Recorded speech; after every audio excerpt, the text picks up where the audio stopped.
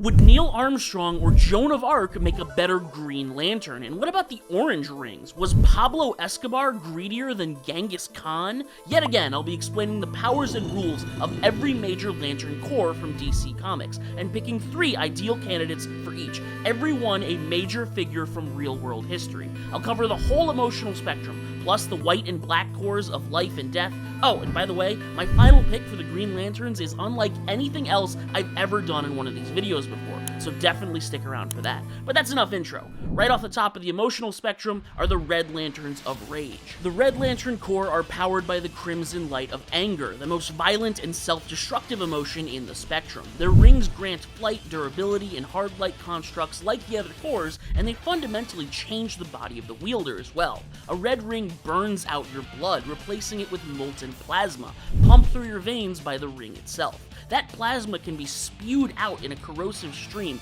eating through enemy constructs and armor. But if you remove the ring, you die instantly, your heart no longer able to pump real blood. In short, to wield the red light, you need a rage so deep that you give up everything, your body, your life, even your soul, for the chance to destroy that which you hate. And my first pick would gladly have made that choice. Few names evoke rebellion like Spartacus. A gladiator enslaved and forced to fight for the amusement of Rome, Spartacus' life was built on humiliation and brutality. But where others were broken under the yoke, he turned his rage into a weapon. When he escaped the gladiatorial school of Capua in 73 BC, he didn't run and hide. He gathered thousands of fellow slaves and launched a rebellion that terrified the Roman Republic to its core. Unlike the cold calculation of a politician or the patient endurance of a strategist, Spartacus's campaign was fueled by righteous fury. At the masters who whipped him, the crowds who cheered at his suffering, the empire that treated human lives as disposable entertainment. The Red Lantern Corps isn't about justice, it's about anger, so fierce that it blinds you to the cost. Spartacus embodied that. His revolt was doomed from the start, and he knew it the entire time, but he didn't care. He fought anyway, driven by rage so powerful it shook one of the greatest empires in history. If a red ring had found him on that battlefield, Spartacus would have burned Rome itself to ash. My next pick is remembered as the greatest swordsman in Japanese history, a disciplined ronin, undefeated in over 60 duels, Miyamoto Musashi. Beneath the samurai's mythic calm was a storm. He was born in the late 16th century, and his early years, especially, were defined by not serenity, but violence and anger. At just 13, he fought his first duel and beat his opponent to death with a wooden sword. He became infamous for his sheer brutality. He would show up late to duels to enrage his opponents, killing them in humiliating fashion, and carrying himself with a wild, almost feral energy that other samurai saw as unrefined and dishonorable. But he disagreed. Musashi's rage was the simmering fury of a man who lived for the kill. He often fought with both hands, wielding 2 blades at once, carving through opponents with reckless abandon. His duels were spectacles of violence. His name spread fear across the land.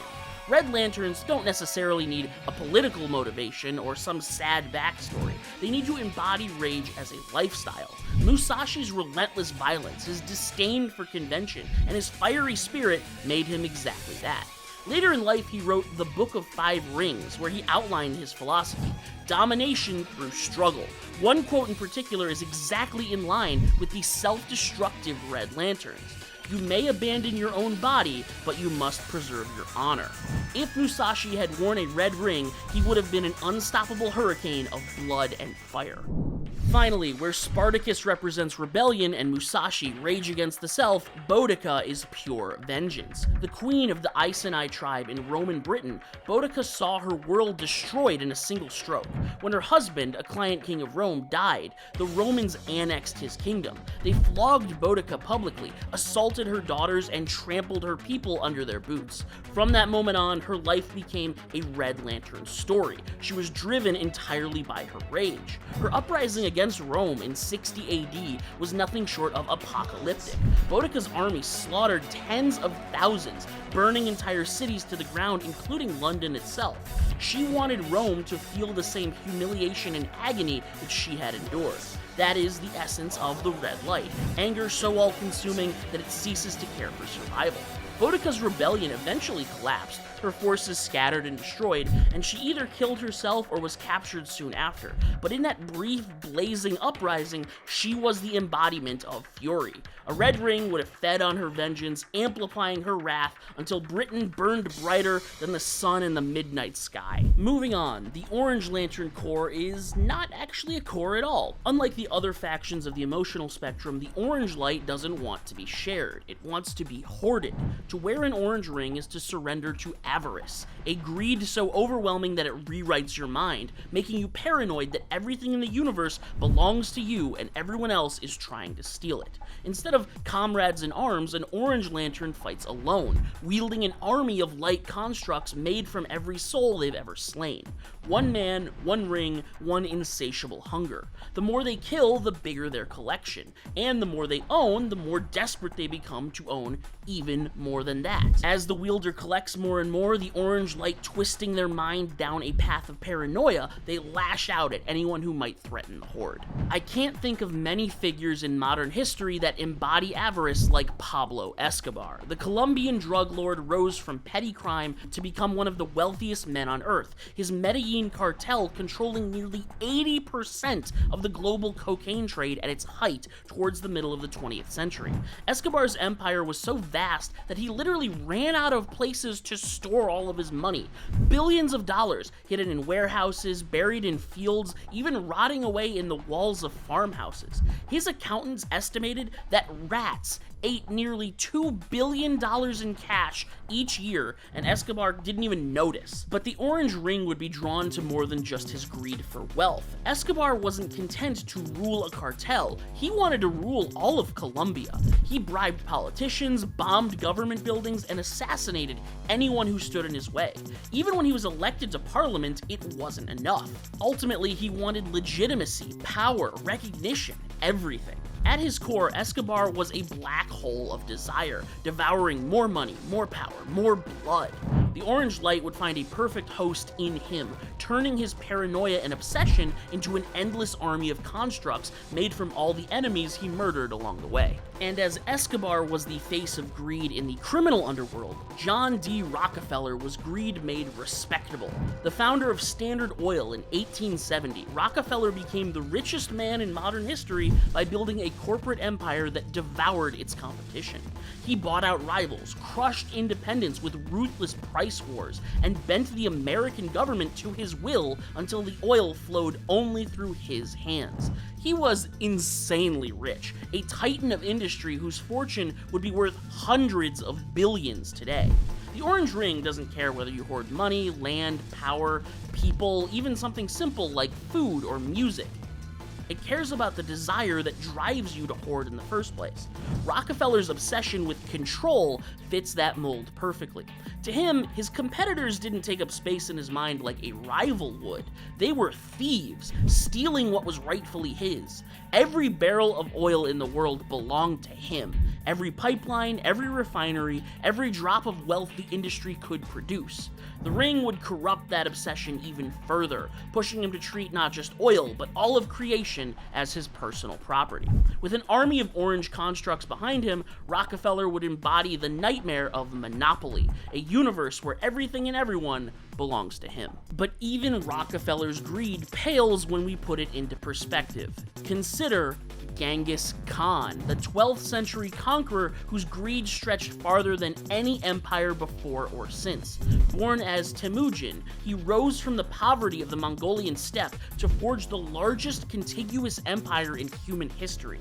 To Genghis, conquest was ownership. Every enemy he defeated, he absorbed them, their land, their people, their culture, folding it all into the ever-expanding horde.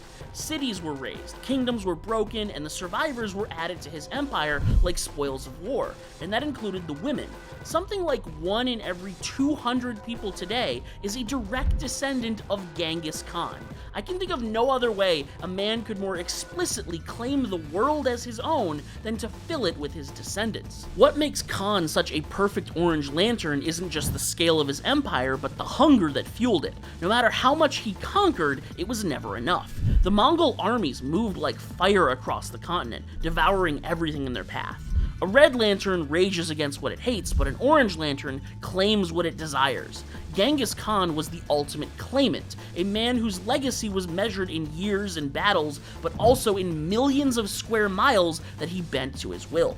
The Orange Ring would love him, crowning him with an army of spectral Mongol warriors, each one a construct made from the countless souls who fell before his greed. And as we discuss Conquerors, there will definitely be some overlap with our next core. The Sinestro core is powered by the golden light of fear. Yellow lanterns thrive on dominance. Their rings make you terrifying. The better you are at instilling fear in those around you, the stronger it will be. A yellow ring automatically generates constructs born from the deepest fears of your victims. So if you fear spiders, the ring will conjure an endless swarm. If you fear death, it will manifest in forms that embody it.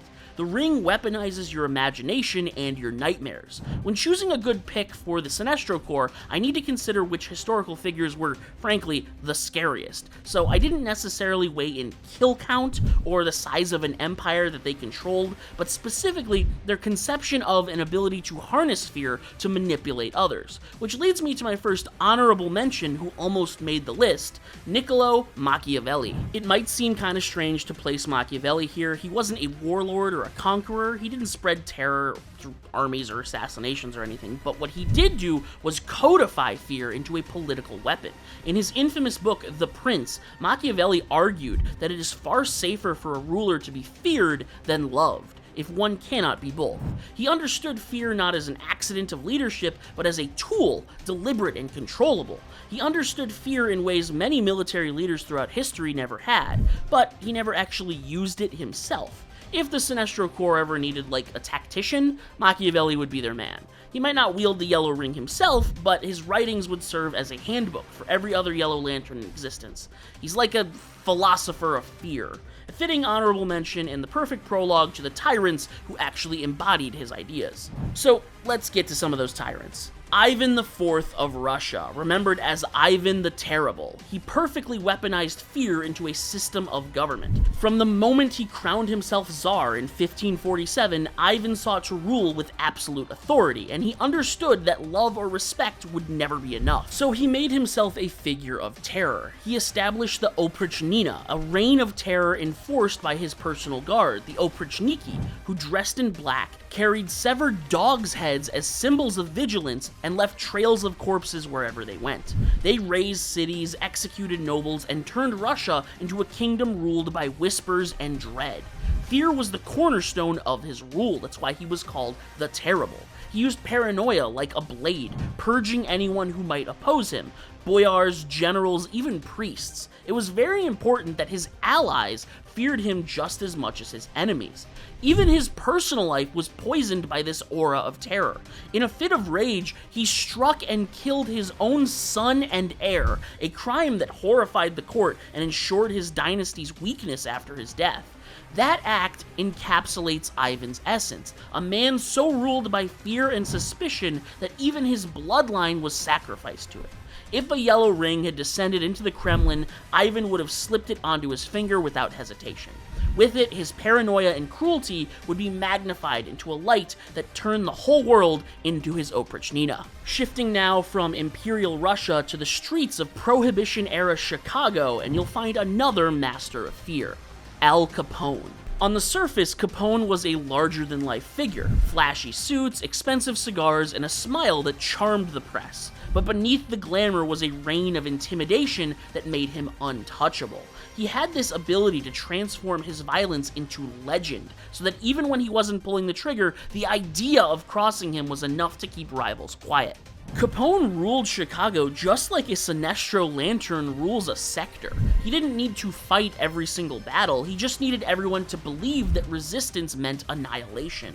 His empire of speakeasies and gambling dens was built on that fear. Fear of humiliation, of ruin, of being made an example of. The St. Valentine's Day Massacre is the perfect illustration. 7 men lined up and gunned down in cold blood, both to remove his rivals from the game, but also to send a message to the entire underworld. Even law enforcement struggled against him. Judges, police, and politicians found themselves compromised, intimidated, or outright controlled by Capone's presence. Everyone believed he was untouchable, and that belief is exactly what the Yellow Ring feeds on. With one, Capone's legend would transcend bullets and Tommy guns. His constructs would be the dread of citizens, the whispered fear of men who knew his name but prayed never to meet his eyes. In a world where reputation is everything, Capone proved that fear could be the most valuable currency. So we know that Ivan ruled through fear and Capone profited off of fear, but Attila the Hun was fear incarnate. Known as, no joke, the Scourge of God, Attila commanded the Huns in the 5th century, sweeping across Europe like a storm of horsemen. His armies left such devastation in their wake that entire cities surrendered without a fight at the mere rumor that he would be approaching. To the Romans, to the Goths, to nearly every people of Europe, Attila was known as a force of nature. What set him apart was how he cultivated this myth of terror. His campaigns were all about breaking the will of nations. Survivors spread tales of massacres, of entire populations slaughtered, of rivers running red. His enemies began to believe that resistance was completely pointless. When Rome paid him tribute to keep him from invading, it wasn't because they lacked the soldiers needed to combat him, it was because they lacked courage in the face of his legend. Attila often won most battles before the first arrow was even loosed because fear itself fought on his side. This is the heart of the Yellow Lantern ethos. A Red Lantern may destroy his enemies, but Yellow Lanterns, they make their enemies destroy themselves. Attila mastered that principle. If he had worn a yellow ring, his horsemen would have been joined by spectral legions of nightmare. Against such a power, no empire, no city, no civilization could stand.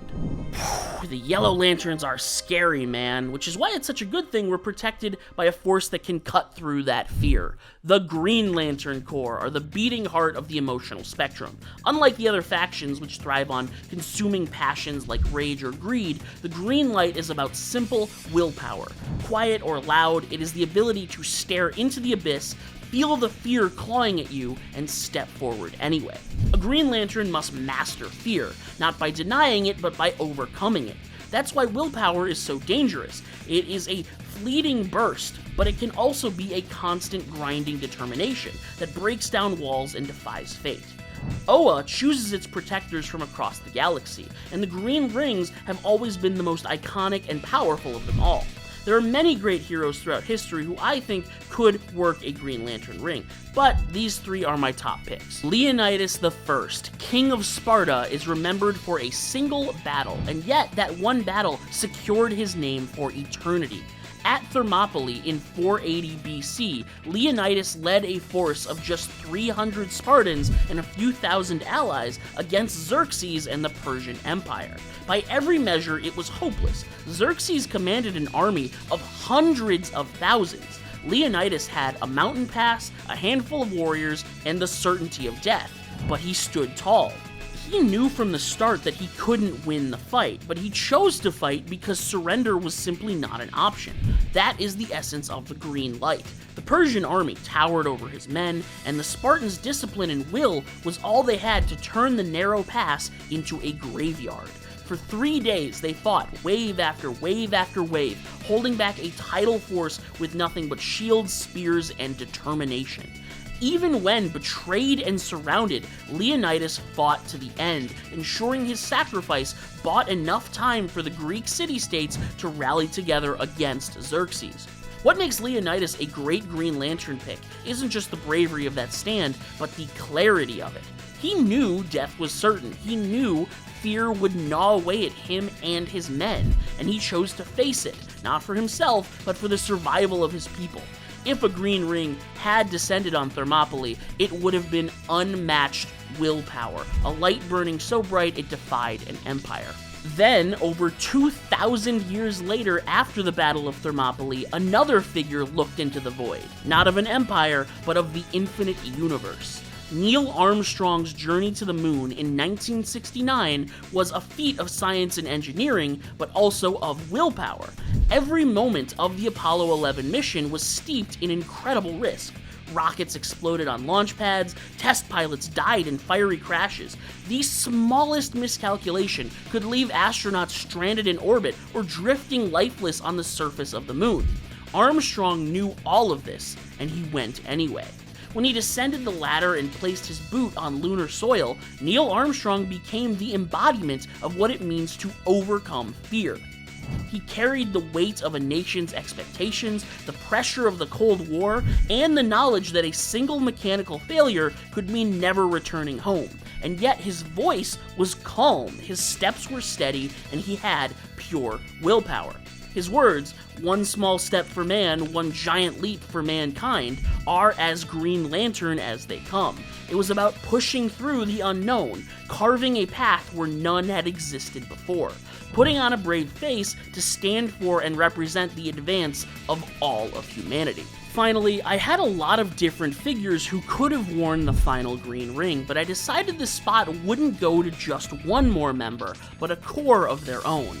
The tale of the 47 Ronin is one of the purest embodiments of will in human history. When their master, Lord Asano, was disgraced and forced to commit seppuku after striking a corrupt official, his restrainers were left masterless, Ronin, bound by dishonor.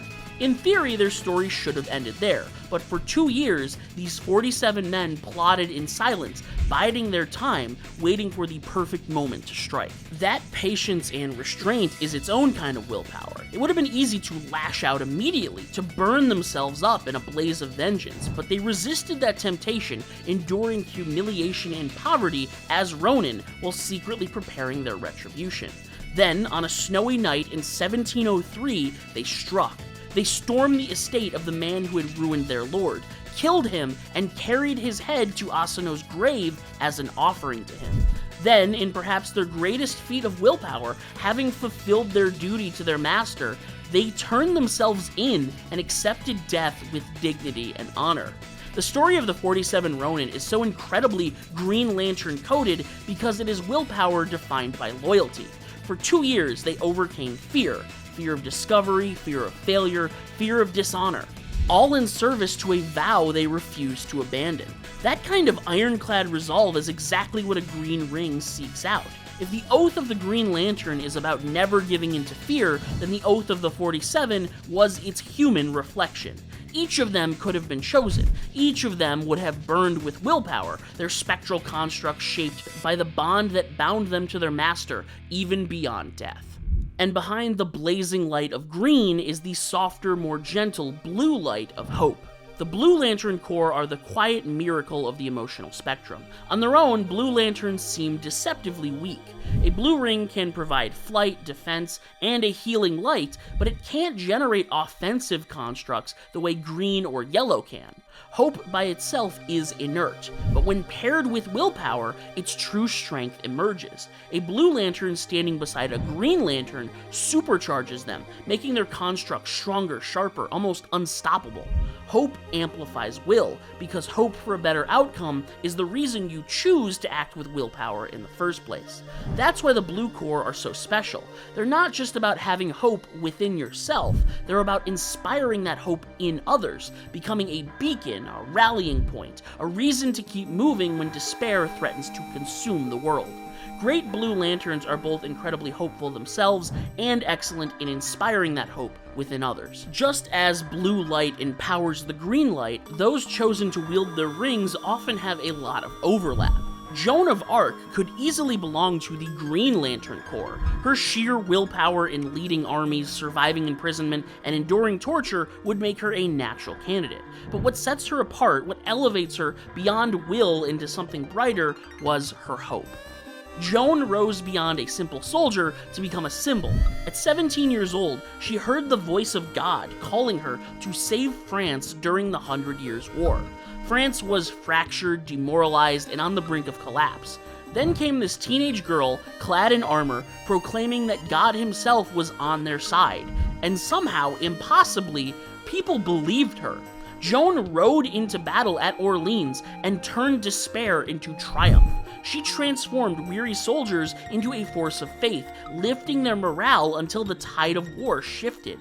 Her personal courage was immense, but what made her truly blue was the way she transmitted that courage into others, inspiring them to fight when all seemed lost. Even in death, her hope endured. Captured, put on trial, and condemned as a heretic, Joan never renounced any of her visions. As she was burned at the stake, she cried out the name of God until her final breath. To her enemies, it may have seemed like defiance, and to her followers, it was proof that the light she carried could not be extinguished.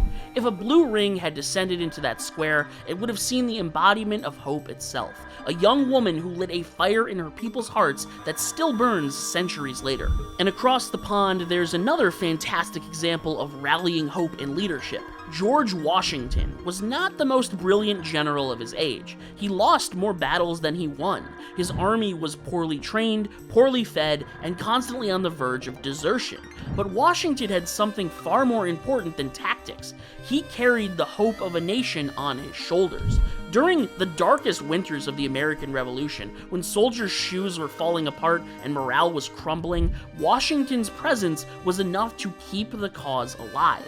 At Valley Forge, disease and starvation cut through his ranks, and many argued the revolution was doomed. But Washington refused to let despair ever take root.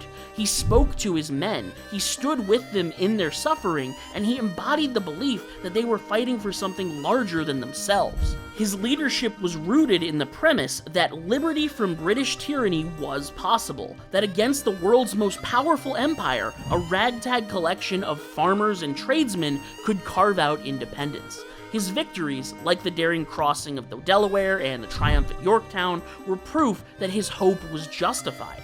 His exploits quickly became legend that spread across the colonies like wildfire. Every fight he survived, inspiring the burgeoning American forces to fight even harder. And then after victory, Washington's hope persisted. When offered the chance to become king of the new United States, he refused. When faced with the fragility of the new republic, he placed his faith in its people. His farewell address wasn't a warning of despair or a set of rules to follow, but an exhortation to trust in the experiment of democracy. A blue ring would have found a perfect host in George Washington, amplifying the light he already carried, a steady flame that inspired generations of Americans to come. And lastly, Nelson Mandela represents hope in endurance. For 27 years, Mandela was imprisoned by South Africa's apartheid regime. Nearly 3 decades in a cell would crush most people, but Mandela never let despair take root in his heart. Instead, he became a living symbol to his people, proof that even behind bars, the dream of freedom was still alive. He believed so deeply in the possibility of equality that he endured years of humiliation and isolation without ever surrendering. And the world watched. His imprisonment became a sort of rallying cry, his name whispered with reverence by those who needed a reason to believe that apartheid could be dismantled. When he was finally released in 1990, Mandela emerged hopeful. He led South Africa to a new era, dismantling apartheid and becoming its first black president. But more than his politics, it was his spirit that defined him. He preached reconciliation where others wanted revenge, optimism where others expected despair. He taught his nation that forgiveness was not weakness, but strength, that even after centuries of oppression, there could still be a brighter tomorrow. But as the blue light fades into indigo, we come to a very alien core. The Indigo tribe are the strangest, most unsettling part of the emotional spectrum. Unlike the other cores, their rings don't seek out people who embody compassion, the emotion of the indigo light. Instead, they hunt for the opposite, the cruelest, most heartless figures in existence. The ring then floods their mind with artificial empathy, overriding their personality, essentially brainwashing them into compassion. It's a kind of cosmic punishment, forcing the worst beings in the universe to serve others against their will. The irony is cruel but perfect. Those who never felt mercy are transformed into its slaves. Not many names carry the same weight of horror as Joseph Mengele, the German doctor remembered as the Angel of Death at Auschwitz. Mengele was one of the architects of the concentration camp's functions, turning cruelty into common procedure. He conducted experiments on prisoners, particularly children, subjecting them to tortures in the name of science that stripped them of humanity and treated them as tools for his grotesque curiosity. Twins were dissected, victims drowned in ice water, bodies mutilated with chemicals. Also, Mengele could make notes in his journals. If there were ever a figure devoid of compassion, it was him. And that's why the Indigo light would seize him. It ensnares sadists, floods their minds with empathy until their crimes become unbearable memories, and forces them to act in service of others. For Mengele, this would be a punishment far worse than execution. Imagine the Angel of Death suddenly overwhelmed with the emotions of every child he tortured, every life he cut short. The ring would chain him to compassion, twisting his cruelty into servitude. The image is pretty poetic. The man who spent his life breaking others reduced to a vessel of healing, as a medical doctor is meant to be. That is the Indigo way. Next up, we have Idi Amin, dictator of Uganda from 1971 to 1979. He ruled through fear, violence, and grotesque excess. His regime was marked by mass executions, ethnic persecution, and economic collapse. Hundreds of thousands died under his rule, many vanishing into the shadows of his secret police. He delighted in his cruelty, publicly mocking his victims and cultivating an image as both a buffoonish strongman and a ruthless tyrant. He adopted several absurd titles: Conqueror of the British Empire, Lord of all the beasts of the earth and fishes of the sea. He cloaked a reign of horror where entire communities lived in terror. A man like Amin knew no compassion. He ruled as if empathy was weakness, replacing it with brutality, and that is exactly why an Indigo ring would target him. Under its control, his arrogance would shatter. Instead of laughing at the suffering of his people, he would actually feel it. Every execution, every widow, every child starved through his policies would weigh on him. The ring would tear down the walls of his ego and force him to serve those he once oppressed. A man who fancied himself king of beasts, reduced to a servant of the powerless. And for my last pick from the litter of emotionless monsters, I chose Pol Pot, leader of the Khmer Rouge in Cambodia. He presided over one of the most horrifying genocides of the 20th century. His regime sought to create an agrarian utopia by erasing all modernity, education, and urban life. In practice, this meant forced labor camps, executions, and starvation on an unimaginable scale. Intellectuals were slaughtered, cities were emptied, families were torn apart. By the time his rule collapsed, nearly 2 million Cambodians had died.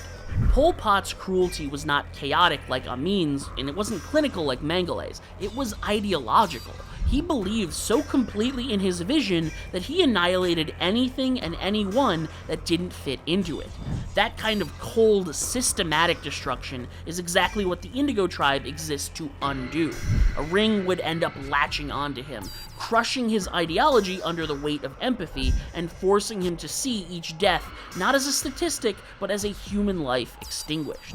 The Indigo light would not allow him to rationalize his crimes anymore. It would force him to feel the grief of every starving child, every executed teacher, every broken family. But as we reach the end of the emotional spectrum, compassion melds into love. The violet light of love is one of the most misunderstood powers in the Lantern canon. To many, love seems like the noblest of the emotions. It's warm, gentle, uplifting, but it's actually far more complex. Love in its purest form can inspire incredible devotion, yes, but it can also consume. The violet ring amplifies passion until it becomes obsession. Star sapphires express all forms of love, including possessive and consuming love. Their devotion can heal wounds and create unbreakable bonds, but it can just as easily twist into jealousy, vengeance, and fixation. That duality makes love one of the most dangerous colors in the spectrum. It's why violet lanterns are sometimes saviors and sometimes villains. They represent the razor-thin line between devotion and destruction. Now, it is true, star sapphires were historically all women, but today they do allow men into their ranks, although I don't think there are any male star sapphires currently in the books. whatever. As such, I'll be picking from both for my Violet Lantern choices. First up, love immortalized in stone. That is Shah Jahan's legacy. The Mughal Emperor of India is remembered not for his conquests or his political reforms, but the monument he left behind, the Taj Mahal. Built as a mausoleum for his beloved wife Mumtaz Mahal, who died giving birth to their 14th child, the Taj Mahal stands as one of the most iconic symbols of love in the whole world. What makes Shah Jahan such a perfect fit for the Violet Ring is not just the scale of his devotion, but the obsession that was within it. His grief consumed him. The Taj Mahal was built as far more than some sort of building or tribute. It was a grand, overwhelming statement that his love could not be forgotten for all of history. Tens of thousands of workers, decades of labor, and vast fortunes went into creating a single building, a physical construct of love, the same way a violet lantern channels their passion into light.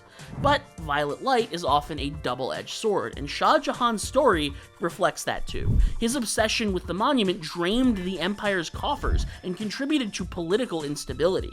His love was fixation. Devotion became obsession, and in that, he perfectly mirrors the paradox of the violet light, capable of creating beauty that transcends time, but also of consuming everything around it. If he had a violet ring, he would have raised constructs of marble and light, eternal and unyielding, his grief and his love fused into one eternal glow. Next up, Gonzalo Guerrero's story is one not of love bound to a single person, but an entire people. A Spanish sailor shipwrecked on the Yucatan Peninsula in the early 16th century, Guerrero was captured by the Maya, but instead of seeking escape, he actually embraced this new people. He learned their language, took a Maya wife, and rose to become a respected warrior and leader within their community. When Spanish forces later tried to invade the peninsula, Guerrero fought against his own countrymen, defending the Maya who had become his new family. What makes Guerrero a perfect Star Sapphire is his total devotion to his new people. Love drove him to marry into a culture foreign to him and to defend it with his life. He could have returned to his old way of living. He could have joined them when they attacked, but he chose to stand his ground for one reason. It was love for his wife, his children, and his adopted people. His transformation from Spaniard to Maya was complete, his loyalty shaped entirely by the bonds that he chose to embrace. In a way, Guerrero's violet energy is among the purest on this list. His love didn't corrode him into obsession like the others, it strengthened him, inspired him to stand against the might of his homeland. If given a sapphire ring, his constructs would be the shields of his children, the spears of his allies, the light of devotion to a people who had embraced him.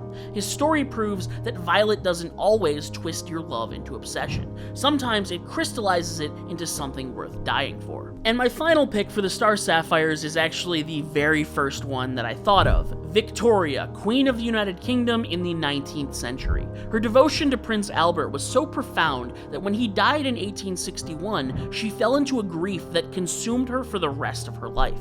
For 40 years, until her own death in 1901, Victoria, dressed in black, withdrew from public life and transformed herself into a living symbol of widowhood. The entire empire felt the weight of her loss, as her personal grief became a part of their national identity. This is the other side of the violet light, the way love can become obsession, fixation, and paralysis. Victoria's devotion to Albert never faded even a little. Every year she commemorated him. Every day she wore black. She kept his memory alive, not through politics or monuments, but through relentless mourning that defined an entire era for her country. If she had a violet ring, her constructs would be spectral images of Albert himself, endlessly recreated in light, surrounding her in a prison of her own devotion. And to the violet cord, that's not weakness, that is power, proof that love is a force that can transcend even death, binding and defining a life long after the beloved is gone. But now we've come to the end of the emotional spectrum. Where the colored light fades, all that's left is inky blackness. The black core is powered by death itself, raising corpses and feeding on the life force of the living. Their rings recruit the dead. Black lanterns are echoes, puppets of the grave, wearing familiar faces twisted into mockeries. Where other rings channel emotions, black rings extinguish them, casting a shadow that shuts off the power of all other colored rings. To wield one is to surrender individuality, to become an instrument of entropy. When picking black lanterns, we want to choose figures that are steeped in death, surrounding themselves with it and spreading it as much as possible. Figures whose legacies are built on death, whose very memory is soaked in blood. Of course, there are countless serial killers that would be perfect picks for this core. I'd give an honorable mention to all the notorious ones like Jack the Ripper, Bundy, Dahmer, but we'd be here all day. Let's get into my real picks. I don't think any other ruler in history embraced death as theatrically as Vlad III of Wallachia, better known as Vlad the Impaler. His reign in the 15th century was defined by one image: vast forests of impaled corpses, lining the roads as grisly warnings to friend and foe alike. He used death as propaganda, turning executions into a form of performance art. When Ottoman envoys arrived in his lands, they were greeted by fields of rotting bodies on spikes, a vision of terror meant to break their spirits before battle even began. Just as Black Lanterns do, the Impaler used the bodies of the dead to further his goals, the forests of corpses a sort of preliminary army that all enemies would pass through before meeting him, breaking their wills in advance. Vlad the Impaler reveled in it, crafting his legacy through blood. His violence was so ubiquitous, it's no wonder his legend gave birth to the fictional Dracula, the archetypical undead monster that drinks life from the living. The character was deeply inspired by Vlad the Impaler. If a black ring had clawed its way from the grave onto Vlad's hand, it would have found a perfect host. He would lead his legions of the impaled, writhing in eternal undeath. But ultimately, Vlad's killings were strategic. Elizabeth Bathory made death her personal obsession. The Hungarian countess of the late 16th and early 17th century is remembered, perhaps mythologized, as the Blood Countess, a woman accused of torturing and murdering hundreds of young girls. The most infamous tale, whether true or exaggerated, claims that after she killed them, she bathed in their blood to preserve her own youth. Even stripped of legend, the testimonies from her time paint her as a predator who turned cruelty into normalcy through disturbed ritual. Bathory allegedly believed blood itself could preserve her youthful beauty, that youth could be stolen from the veins of the innocent. That is death in its purest parasitic form. Her crimes represent the intimate, personal face of death. The hidden horror of locked chambers and screaming victims was her everyday. As a Black Lantern, the Blood Countess would hunt in silence, her constructs rising as spectral maidens, drained of color, feeding with her with their endless decay. Her story is the nightmare of love twisted into hunger, of beauty turned into rot.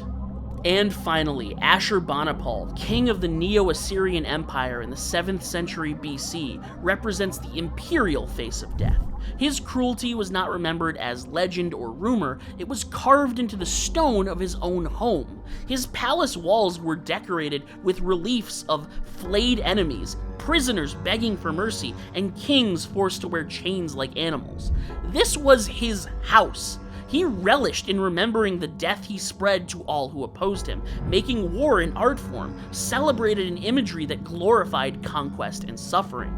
And he wanted to see that when he woke up every morning. The Assyrian Empire, under Ashurbanipal, was thriving on terror, reducing resistance through annihilation. He razed cities, displaced populations, and paraded death as a warning. This was the logic of the empire: kill, kill, kill. That was how he reminded any survivors that resistance was futile. In many ways, Ashurbanipal anticipated the Black Lantern philosophy. Life is temporary, it's fragile, it's easily extinguished. Only death is permanent. Only death is certain. With a black ring, Ashurbanipal would become a general of the grave, his spectral armies drawn from the countless civilizations crushed beneath Assyrian boots. His constructs would be flayed and broken, their bodies reflecting his ruthless methods of murder, raised to fight for him once more. Black Lanterns are vile. They worship the cold silence of the grave and blot out the light of all other lantern rings. Well, except one. the White Lanterns of life. White rings represent the entirety of existence, the spark that animates every living being, the entire emotional spectrum made manifest all at once. To wield a white ring is to wield renewal, healing, and creation. While black lanterns reanimate corpses as grotesque puppets, white lanterns bring true resurrection, restoring what has been lost. They are rare, exalted, and often mythic due to their multiversal levels of power. Throughout human history, certain figures seem to embody this light more than any other. They are people who nurtured, who healed, who inspired life in others. These are people who valued the tenets of freedom and renewal above all else, conquering death with their endless appreciation for and dedication to life. First, known as the Lady with the Lamp, Florence Nightingale revolutionized the field of nursing during the Crimean War in the mid-19th century. In an era where battlefield medicine was primitive and conditions in military hospitals were appalling, Nightingale brought order, cleanliness, and humanity. She worked tirelessly through the nights, tending to wounded soldiers by lamplight, earning their reverence and gratitude along with her nickname. She literally came to them in darkness, wielding light and healing. What makes Nightingale a White Lantern isn't simply her medical skill, but the way she infused life into places defined by death. Soldiers expected to die in agony. They found hope in her presence. Mortality rates plummeted under her reforms, all because she refused to accept that suffering was inevitable. She carried life into the darkest places and refused to let it be extinguished. After the war, Nightingale became a pioneer in public health, sanitation, and hospital design, shaping the way modern medicine is practiced to this day. The White Lantern Corps is about restoration, and Nightingale wholly embodied that ethos. With the White Ring, she would have spread her healing to the whole world, banishing disease and despair wherever she walked. Now moving from the blood-soaked fields of Crimea to the quiet neighborhood of American television, life takes many forms. Fred Rogers, host of Mr. Rogers' Neighborhood, didn't heal wounds of the body. He healed wounds of the heart. For decades, his gentle voice and kind presence offered children a sense of safety and love in a world that often felt overwhelming. What makes Rogers a perfect White Lantern is the simplicity of his mission. Despite his incredible popularity, he never wanted fame or influence. He never used his reach to push ideological or political messages to the millions of children who watched him. He only sought to nurture. Every episode of his show carried the same quiet message. You are loved. You are valuable. You matter. He taught generations to face their emotions, to embrace kindness, and to see the worth in themselves and others. In an entertainment industry obsessed with money and influence, Fred Rogers saw an opportunity to plant life in the form of empathy and understanding into young minds. The white light is about creation, about affirming existence. Rogers embodied that every time he tied his shoes, every time he sang to the camera, every time he reassured a frightened child that they were not alone. If a white ring had descended into his neighborhood, it would have found a host already living out its oath. And finally, the greatest and most obvious pick, Jesus Christ of Nazareth, a figure who embodies the white light more than any other in human history. Revered as a prophet, teacher, and the Son of God, Jesus' entire life and legacy were defined by forgiveness and renewal. He healed the sick, gave sight to the blind, fed the hungry, and lifted up the poor. His teachings revolved around love, mercy, and forgiveness. He never raised his hand against an enemy, never held political office, and never owned a single plot of land. But more than 2.5 billion people today, 2,000 years later, cite him as their personal savior. That sets Jesus apart. It's not his miracles, it's his philosophy. He called on people to love their neighbors, to forgive those who wronged them, and to find value in every soul, in a world so doggedly committed to doing the opposite. And he radically taught that he could forgive sin, literally washing away the toll of death for all humanity. That is White Lantern energy distilled, the refusal to accept death, despair, or hatred as the final word. His crucifixion, followed by his resurrection, makes him a literal embodiment of the cycle of life overcoming death. Every sermon, every healing, every act of compassion was like a reflection of the white light's essence. His presence ignited movements that would reshape the world, carrying life in both body and spirit. Among all figures in history, as the one who conquered death, Jesus is perhaps the purest White Lantern imaginable. Stay frosty.